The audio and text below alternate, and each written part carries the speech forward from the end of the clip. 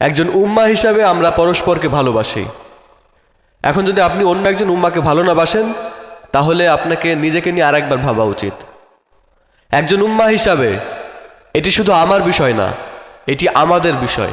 একজন উম্মাহ হিসাবে আমার তার কথাও ভাবতে হবে যে ড্রাগ নেয় এবং নাইট ক্লাবে যায় এবং সে তার নিজের আইডেন্টিটি ক্রাইসিসে ভুগছে। আমাকে তার কাছেও পৌঁছাতে হবে, কারণ সেও একজন উম্মাহ। এটি এমনটা কখনোই না যে আমরা শুধুমাত্র তাদের সাথেই কথা বলবো যে যারা ধার্মিক, যারা দিনে 5 ওয়াক্ত নামাজ পড়ে, কিংবা যারা ভালো পোশাক পরিধান করে, বা যাদের সাথে কোরআনের ভালো সম্পর্ক আছে। এটি কখনোই এমনটা হওয়া উচিত না। এটি এমন একটি বিষয় যেখানে আমরা সবার কাছে পৌঁছাবো।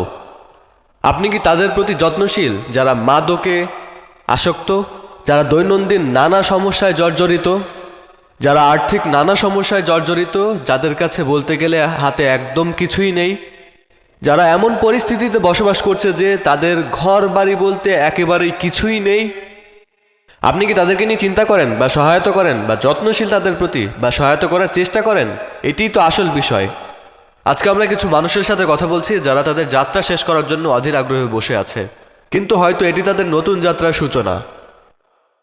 আর এই যাত্রাটি হয়তো আরো বৃহৎ বা বড় একটি যাত্রারই একটি অংশ। আর সেই যাত্রাটির নাম কি জানেন? সেটি হলো জীবনযাত্রা। ওয়ালানাবলুয়ান্নাকুম, আল্লাহ বলেন, আমি অবশ্যই তোমাদের প্রত্যেকের জন্যই পরীক্ষা রেখেছি।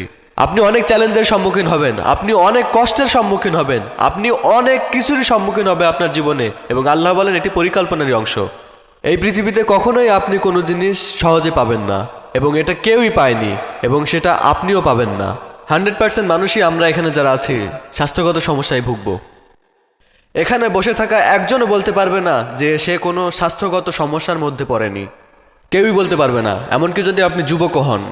ঠান্ডা বা কাশি বা এই ধরনের রোগ, আর এটা ঠিক যে কেউ কেউ রোগ প্রতিরোধ ক্ষমতা অন্যদের তুলনায় একটু বেশি পেয়ে থাকে, কিন্তু তার মানে কিন্তু এই না যে সে অসুস্থ হয় না। আর এই কারণে আপনি নিজেকে কখনো অনেক বড় কিছু হয়ে গেছেন এটা মনে করবেন না, এক মুহূর্তের জন্যেও না।